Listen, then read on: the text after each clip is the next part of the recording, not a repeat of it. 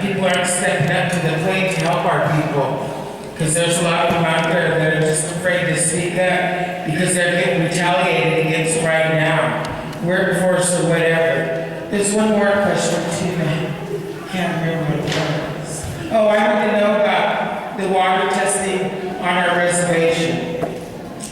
I know they talked about it over in our district meetings over in Escalon. We've listened to it for over the past 6 years, and I still want to know, are they going to test our waters over there? Because of the outbreak of cancer over in Escalon, it's overwhelming. It's way more than what you would think about today than it was 10 years ago. I think it's a really big thing for us to be concerned about. Oh, my final question is this. We have these real bad rain bouts. I've lived on my site since 1980, and we've kept our road. We live on a downhill road. Man, when that rain hit, quite a few of us, I was out there taking pictures of it. Went down, I don't know what happened to J.C. Palmer, but I don't know who works in that department anymore, but they need to get out there and take a good look at our roads. Our road is washed out all over on it. It's next to impossible to get out there and shovel dirt or rock and put in it now because it's washed out. There's a lot of us that live over there that it affected us big time. We're still trying to help my granddaughter because she's got children that are handicapped, and their ruts are bigger than, go clear up to your knees where you can't get in or out of it. But I think that's really something that you as a government needs to look at. And if that's going to be upkeep and upcare, God would say, dude, they go right by down in their longhouse, take care of that, but they won't come over and swipe our driveways. Thank you.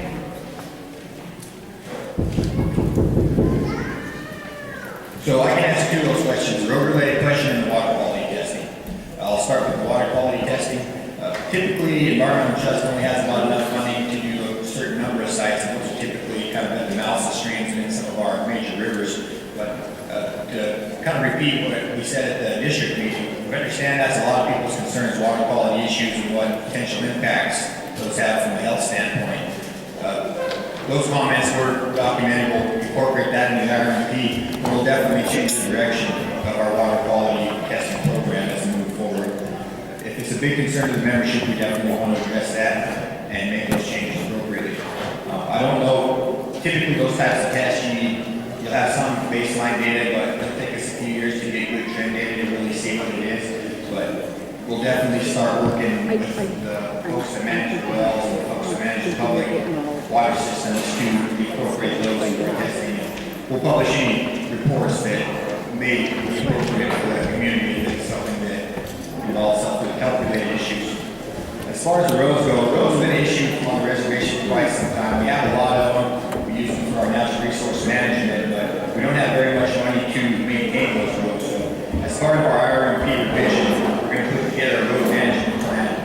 In that, we'll try to determine what our funding availabilities are, exactly how many roads we can't maintain, which means we may have to close some roads just because we only have a certain amount of funding to be able to maintain the access that we have. And we know we have primary routes that folks use a lot, and even those are in fairly bad shape. The DOT program has worked with Environmental Trust, and they've gone out and done a lot of GPS and done some assessments of the roads we have on the reservation. So we have a fairly good handle of what the situation is. The problem is it requires a lot of funding to fix a lot of those issues, a lot of staff and a lot of time, and we don't have either of the three right now. We'll continue to work on those going forward, but again, it'll be a process. So we'll try to get the highest priority and the highest use roads first, and hopefully by improving those, we'll improve access, water quality, and the other natural resources that we're trying to manage for. Okay, next question. Over here. Hello, my name is John Fontaine. I'm from the Escalon District. I got two questions that are real short. This year we went through a removal of councilman, and there was a lot of talk about, set up another ethnic committee or revising the ethnic, policies of the tribe. Where we stand on that? Are we going? They're talking about having the tribal elders do it.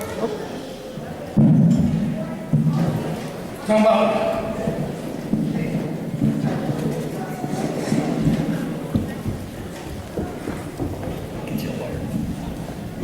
we're talking about letting the private owners do it, you know, maybe peacemakers.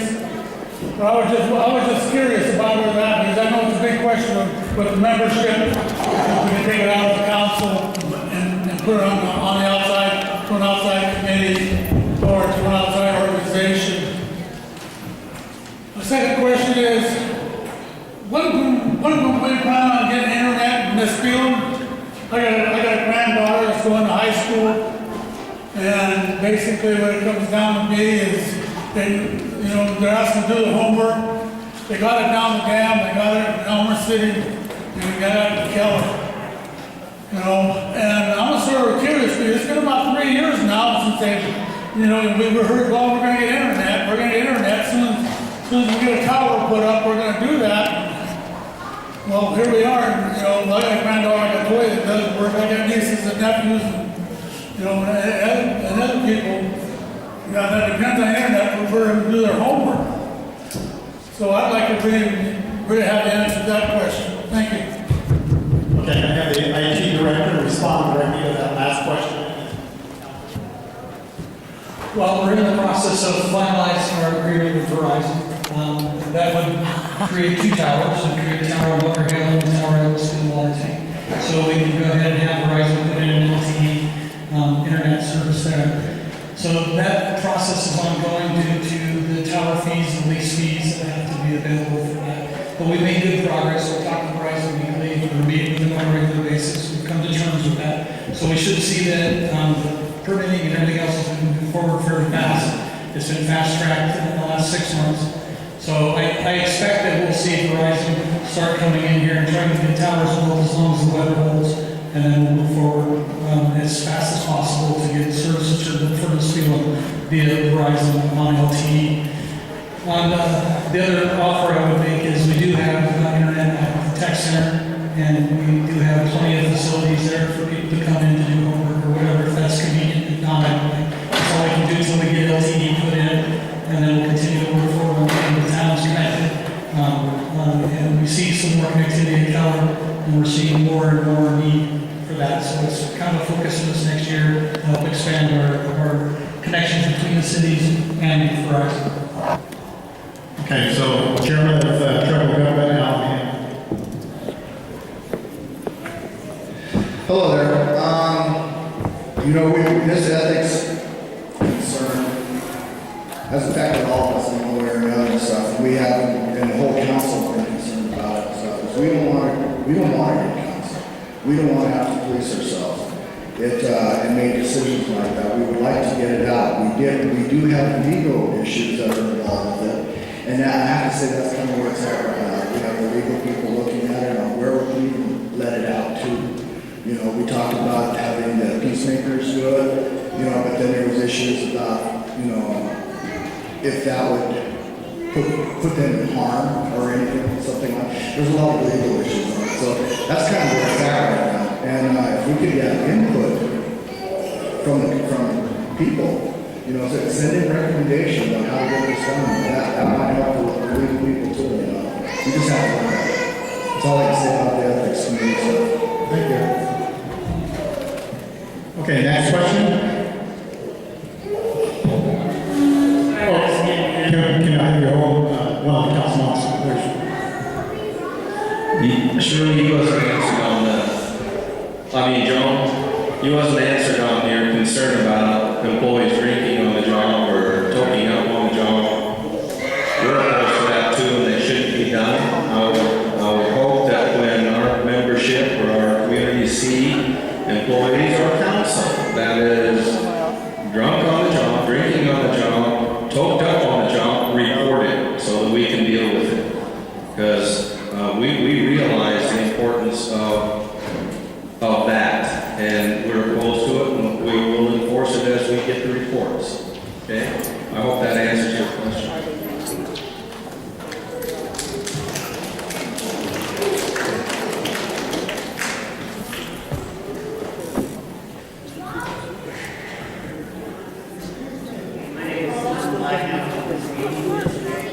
And I would just be curious as to why no one has addressed Sherry's issue so that, you know, so that everyone can hear what your response was to that.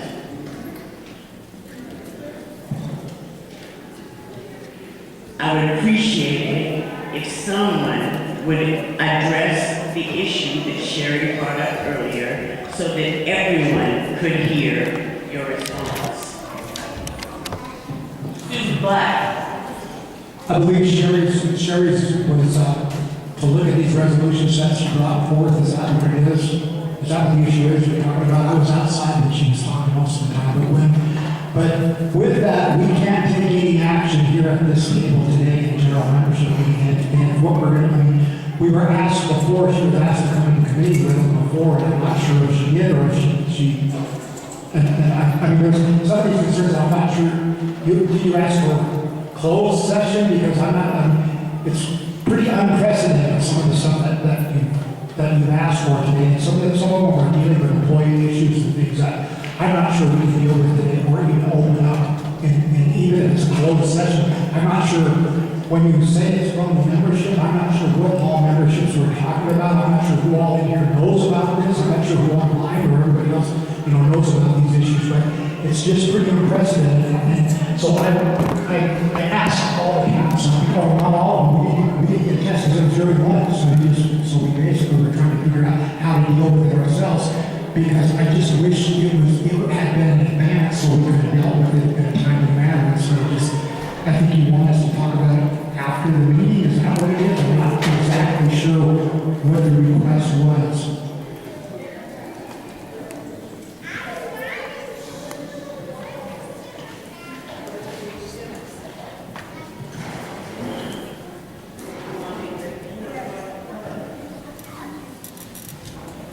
we are simply offering those 3 resolutions for consideration. Being a former council, it would be highly unusual to call a meeting today. But I'm saying that according to the org chart, tribal membership is over C.B.C.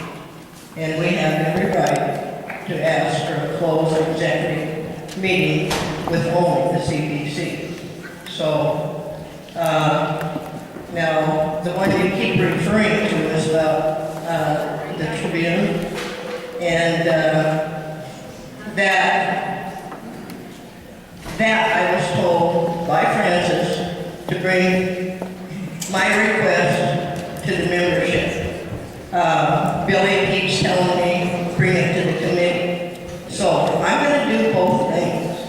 I did pull it at one time because the council that was seated was not favorable. I will be back for committee. But Francis, and I think you will agree, when I came into question about an article to be printed in the Tribal Tribune, you said there would be no more printing of members' letters in the Tribune.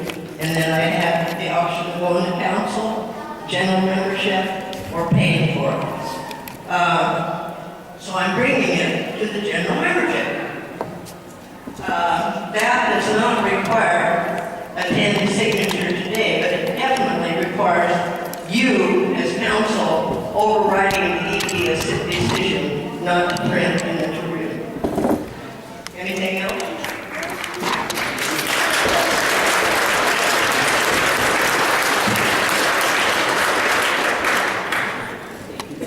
I guess I'm not sure exactly the decision now. That was Francis' decision or whose it was. I have to go back and figure that out. The other one that I'm trying to figure out here is, I mean, basically, I'm not sure that if we're going to open up and set new precedents at general membership meeting, I'm not sure if we need to. I'm not sure, first of all, if we close, who would be allowed to stay in here? I mean, or who isn't? Because this is the membership, and we couldn't do that. It's just, we need more time to be able I'm sorry. And that's just something that needs, if we don't, I mean, it's just pretty chaotic. Drinks by all that equipment, you know better. But you can, I mean, our normal process, you can come to the normal process, which is going to be, which you said you want to do. That would be great.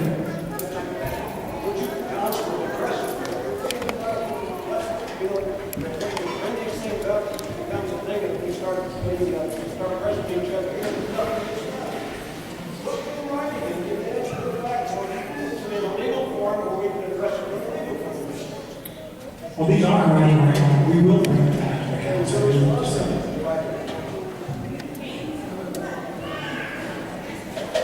Well, we have a normal process, we need to go through the process, and that's what we'll do, and that's what we have done, and we're not hiding anything from you.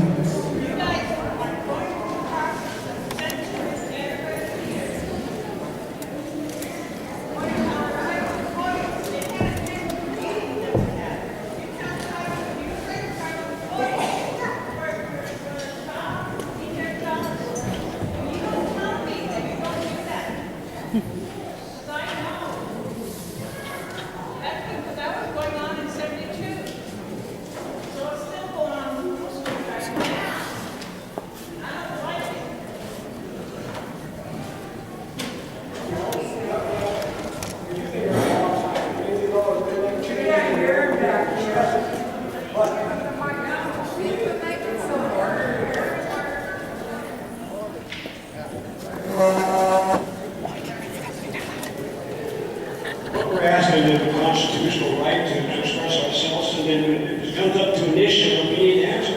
We need to have you say that you recognize we need something to be done, and then you agree to back to give us an answer in writing.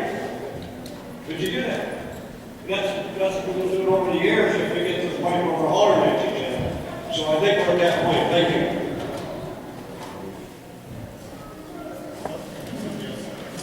Good, next question. Actually, Mel wants to respond. yeah, this is Jerry Gabriel. I'm the one that passed out those papers earlier concerning the IRMP that's coming up. The EIS was done in 2001. Council made a decision in spring of 2002. It's supposed to be 15 years from that day that it became law, and it'll be the same with this one that's coming up now shortly. It seems like they're trying to rush through it. It's not really due until 2017. But anyway, I just wanted to kind of explain.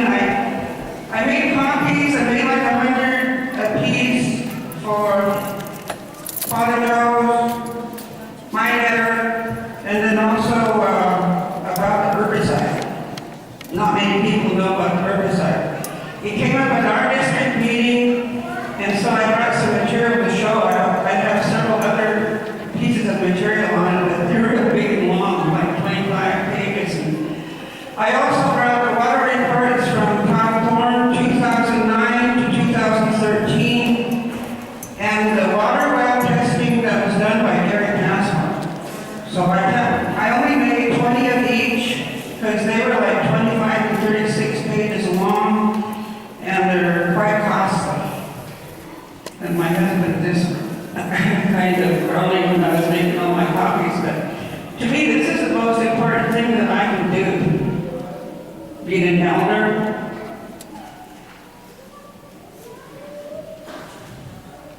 mother, grandmother, great-grandmother.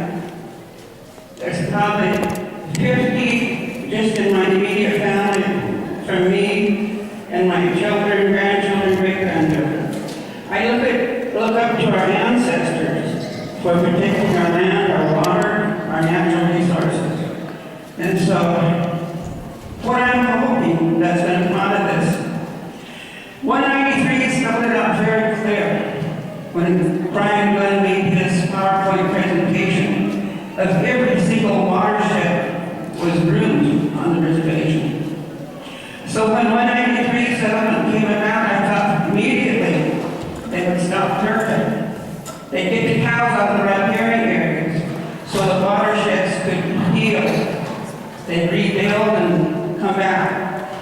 I know that Todd Thorne and his bunch have been trying to do restoration, and I know they've been planting trees, but I've been out there.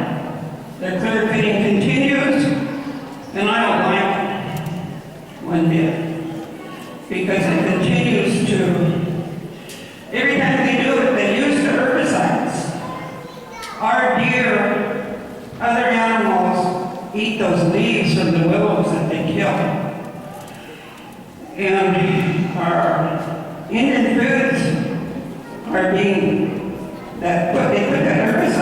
They even posted it at Keller Beauty.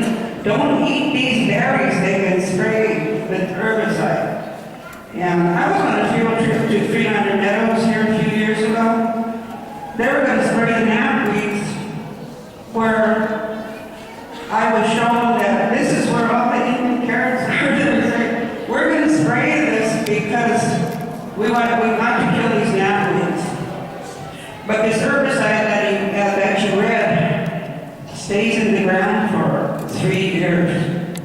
So you can imagine all of our people are digging these roots in there. They've got herbicide in them. But I've been really concerned. We've had 10 deaths from cancer last year in this field district. We've had 8 already this year. I know of 4 in Omak, 2 in Keller, and there's probably all kinds of people that I don't even know about that have it. Almost every family member that's here probably has experienced somebody dying from cancer or diabetes, lupus, all the other diseases that we get. But anyway, that's about all I had to say. Oh, water testing. The ones that got groundwater testing, you can see that there's only 19 places on the reservation where they test the well water. I think they should be testing everybody that lives out in the country that has a well, because that's the most important. We all have to drink water today. And that's about it. I just wanted to share that. And every 5 years, if you'll see the booklet I gave you on the water sampling from the creeks, the rivers, the lakes, it's tested every 5 years. You'll find it in there. Next question. Over here. Hello, it's me again, Captain Moses, Environmental Trust. I'm the Communications Specialist for Environmental Trust, and one of my job's duties is to receive comment from the community. About a couple weeks ago, I received a notice from somebody in Amsterdam that there were some issues at Hall Creek at Iron Bridge, and the loggers were going in there and causing mess and this and that. So I reported it to my supervisors and requested one of our employees to go out there and investigate the property. We went out there and we did find issues with it, and we did do violations and this and that against the loggers. And in the process of that, one of our councilmen went to our land and property director, complained to him about environmental trust. Our program actually has tribal codes that we follow. We have every right to have violations and things like that when necessary, not only to protect our environment, but to protect ourselves from ourselves. So when tribal council goes to our director and complains about our program, they should also be pulling in my supervisors at that meeting and talking to them too, in order to make this straighten this thing out. Instead of coming to us individually, they talking to us about this issue. Because this pretty much upsets me. I feel that we have a right to speak for our communities, and that's what we live for. Thank you.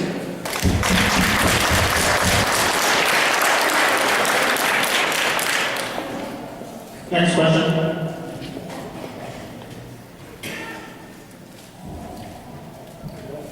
Yeah, I just want to touch on what the lady back here said about the drugs and alcohol. A couple months ago at our district meeting, I brought up to our OMAC council, they rescinded alcohol consumption when they're on travel.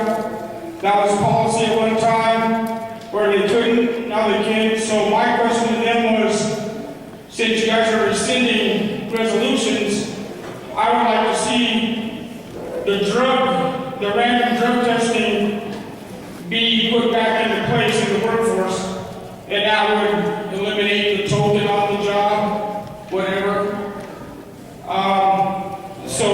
And I haven't heard nothing back on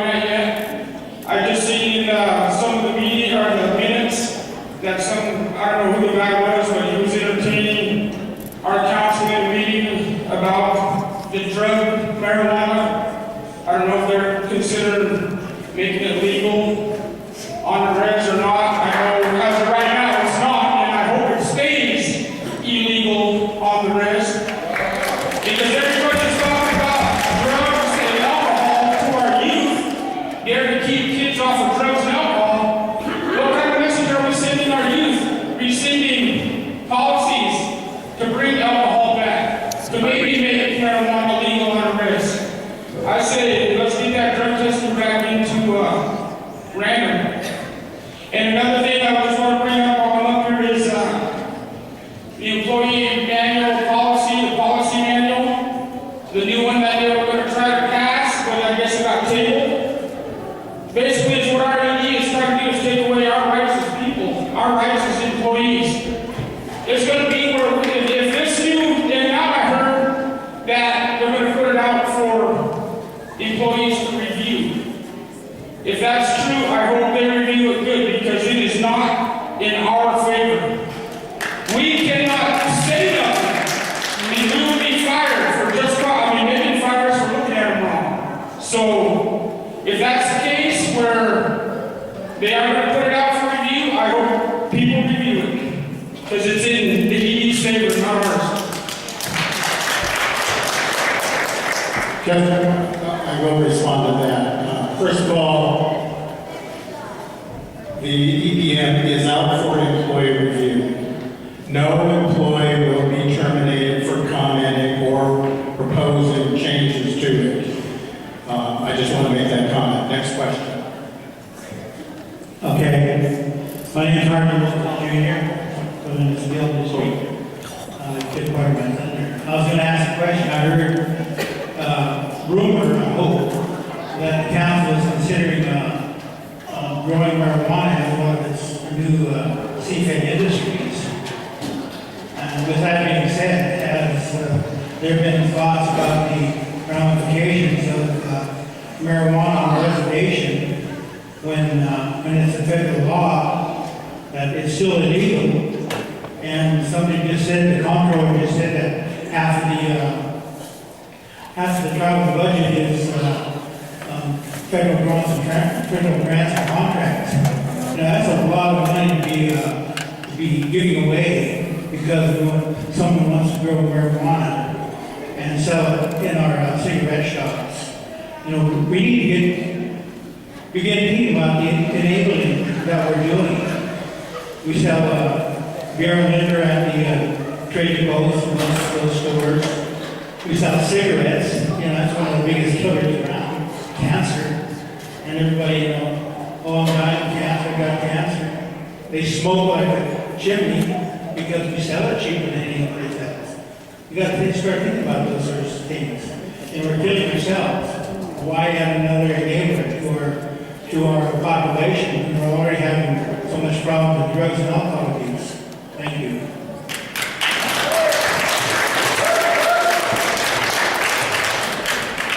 Yeah, there's a lot of discussion on that right now, and some of it has to do with regulation. We're trying to figure out what to do since Washington State did legalize it. We have a lot of fee land on our reservation and a lot of land, and we understand that the trust land, we're not exactly sure there's no real precedence on any of this right now, so we're trying to figure out where to go with it, but we do need to regulate what's going to happen on our reservation, because some of the fee land, obviously some of the people think it's legal on some of the non-Indians think it's legal, but it's not. And that's why we're having a lot of discussion to figure out exactly what we are going to have on the reservation. There has been discussion on commerce and on other possibilities, but we absolutely do need to figure out what it is, whether we want to there. It's going to be coming to all your communities, so we actually have a person in talking about it, and they are coming to your communities to real soon. And that was the last discussion that we had. But we definitely do have to regulate it no matter what, because it's here.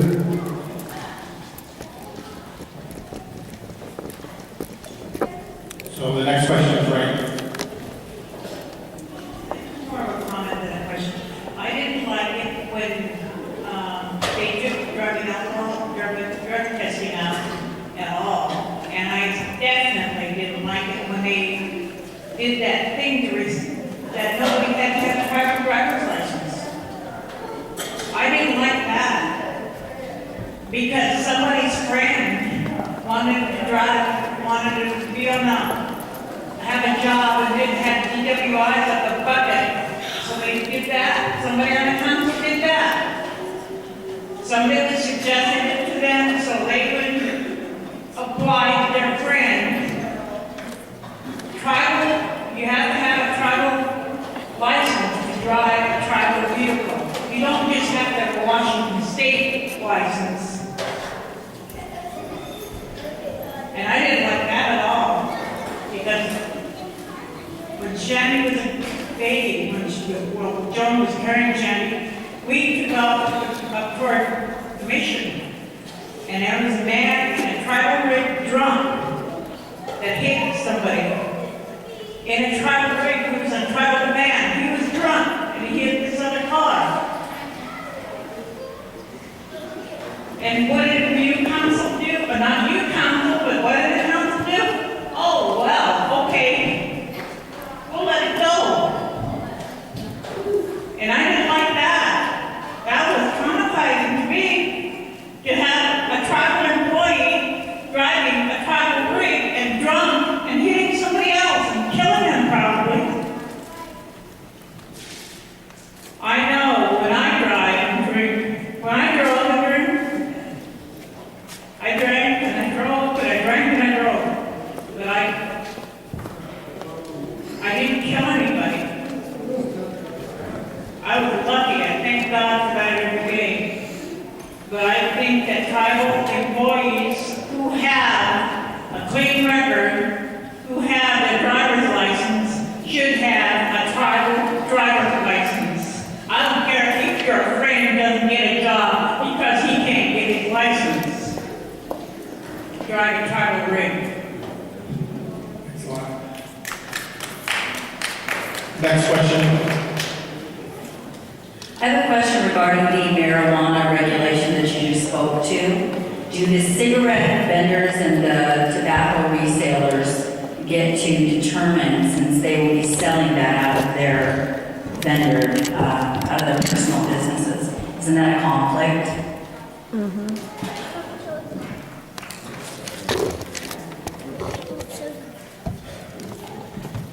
Sorry, what? We're talking about marijuana regulation, and most likely the only place that the marijuana would be able to be sold at are places that are licensed to sell and distribute cigarettes. You know, that's a good issue. We talked about this exact issue in our field district meeting. I'm not sure if you were there or not. But it was very clear from our district that we didn't want to sell any marijuana on the reservation at all, and that's how we were going to go forward. As far as commerce has to go, we were looking at possibly growing and maybe distributing to Seattle, but nothing at all on the reservation. That's what came out of our district meeting. And I think you heard a number of people say if they go out to the membership even more in district meetings, there'll be much more discussion, and I hope everyone here comes and participates in the district meetings, and hopefully we offer surveys so everyone has a chance to offer their opinion, and it can all be included in the decision-making process that we use.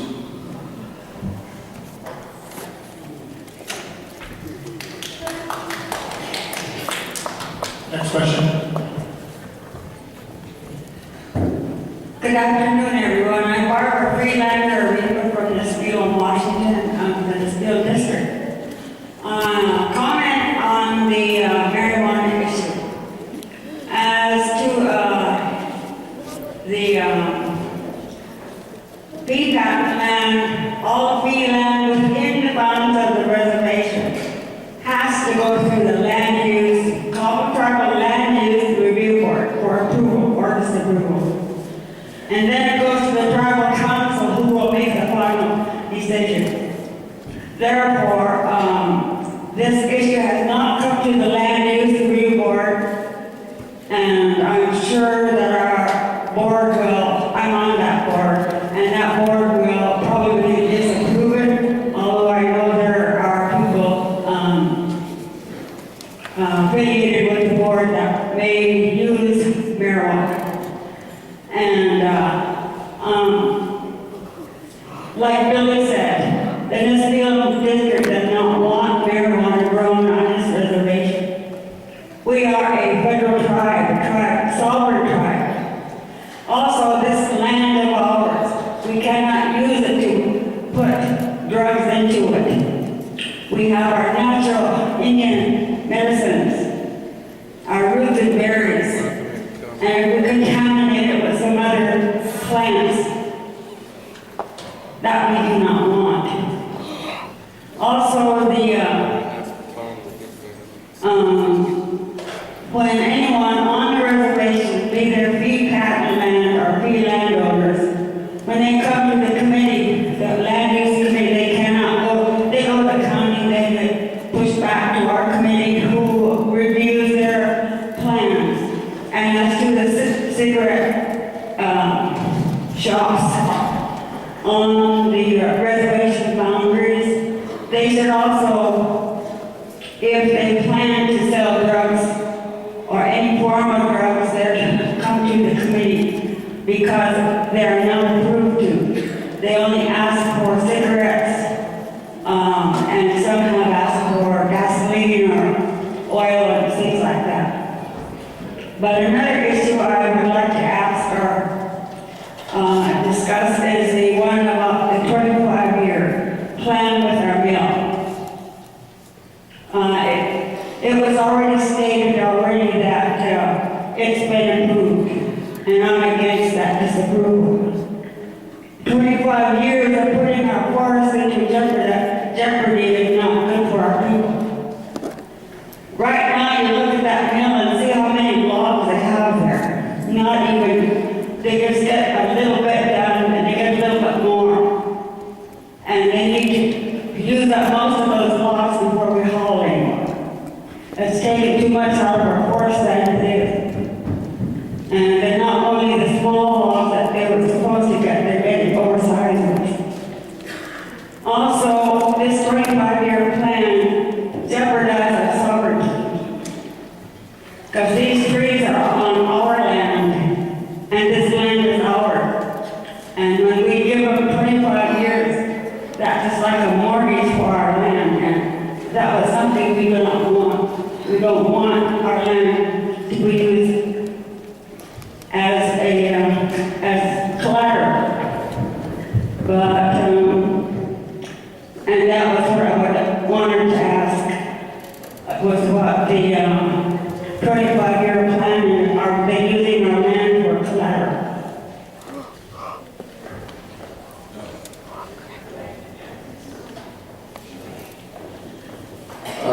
I was gonna respond to the marijuana thing and then let Billy respond to yours, Barb, on the collateral issue. I think I heard him say no, but he can explain that. Let me just go back to the issue of the marijuana and that we have the land use review board. You're right, all that is right, and we all believe that we're sovereign. We all believe that we have this inherent right of self-government and control of our land and our resources. We believe that. We'll fight for that. But what happens is the state of Washington can go ahead and approve some non-Indian use of fee land within the boundaries of the reservation, ignoring what our laws are, ignoring going through our processes. And they do that fairly regularly. And we've got to be ready for that. And to me, part of the discussion, I'm not in favor of marijuana, but part of the discussion that we have to be ready for is war planning, strategy war planning. So if that happens, we know what we're going to do and how we're going to do it and who's going to do it and how much it might cost. We've got to be ready. We'd be foolish not to discuss it. What if? Just discuss a what if the state approved some. We'll just say Gebbers, we'll pick on Gebbers. To switch from apples to marijuana on fee land. What are we going to do? We can't come in at the last moment. We have to already have that strategy and plan ready, right? Because the courts ain't going to wait for us. And and sure as hell, we're gonna wind up in court one day. So that's where I'm coming from, and I think most of us on the tribal council are coming from. We gotta think ahead to be ready for that battle. Okay? I hope that helps. And I'll let Billy answer the question about we're discussing it now. It just came to us. I mean, yeah, we're discussing it. Are we what then? Discussing it? Yeah. But we have to understand it, and we have to dissect the whole issue as best we can, legally, administratively, financially. What resources do we have? If we don't have the right resource, where do we get it from? I mean, all of that is, you've been there, you know how it is when you're fighting the state of the feds. It's not just we pass a resolution to fight it, we gotta be ready. To talk a little bit about the Atlas deal, we didn't put up any land for collateral. They're leasing out our current CIP female, CIP female.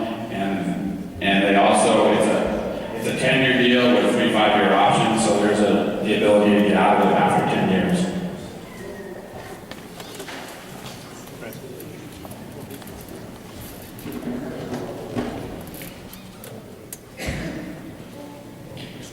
Hello, my name is Lois Trevino, and I'm the Colville Tribe Water Administrator.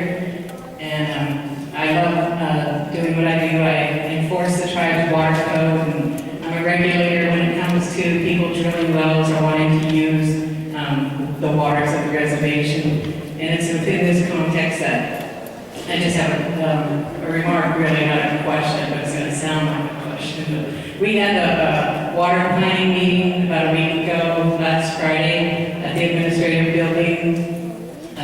We met with Dell Labrador, who's an attorney that the tribe selected to develop the tribe's future plans on what we want to do with our water, whether we want to quantify or settle. And I knew that this meeting was coming, and I expressed my concerns to Joe personally because I was worried about being the tribe's water administrator and the concerns I had, and being able to voice those without being misunderstood, like I had a personal deal or something. I just wanted to pick on somebody, but I'm just very concerned that we look at this decision very, very carefully. There were only 2 council people at this meeting, though the idea came, I think, from the council as a whole. And one of the people that I really dearly missed was not present, and I really think that that person that sits on the council, he has a lot of experience with water. And so I would ask that council make every effort in the future to be at these meetings, because he gave Water Rights 101 that was excellent, and I know that that knowledge doesn't exist, and because it's a specialty knowledge, and I would expect my decision makers that started this plan on this course to be present and not to be absent. And I also want us to think about the rights that the tribe had when Grand Dam was constructed, and all our water rights that were virtually ignored, and that we should possibly sue the Bureau for that and treat that as a Cobell litigation. And I don't trust that the United States will honor tribes or make them whole. They never have. And I don't expect them to do that with us. I expect them to give us maybe 75 to 80% of what rightfully is ours and make a deal on something else. But, you know, the Congress, the President can uncreate us. So really, how sovereign are we? We use that word like it's a blanket we cover up with each night, but do we really, really understand it? And we can be uncreated just as easily as we were created. So really, how sovereign are we? So, and then who makes makes up the tribe. We do as members. We comprise the tribe. These are our representatives that we elect, and our voting isn't very strong. We have membership of 9,000 plus, and yet a few hundred votes put the people that we are looking at now in place. And I wonder if that's really a true representation of who we are as a people. And I don't mean that disrespectfully, that's the way I see the voting process and participation. And one last thing is that I've been with the tribe for quite some time, and I've been through a lot of employee manuals, and I would just like it if we would stop putting ourselves in a position where we look at what's constructed as very bad, and that if we could just be more proactive and allow and have faith in each other and respect each of our own expertise, and that we be a collaborative part of constructing what we do and who we are in the name of the Colville tribe. I don't feel respected right now by the existing document, and I'm not blaming anyone. I think we talk about process, and I think that we need to understand what process is and make it our processes. And I would like to just have people that are directly affected by things like the employee manual be a part of putting that together and not have to fight to have a voice in it. Thank you.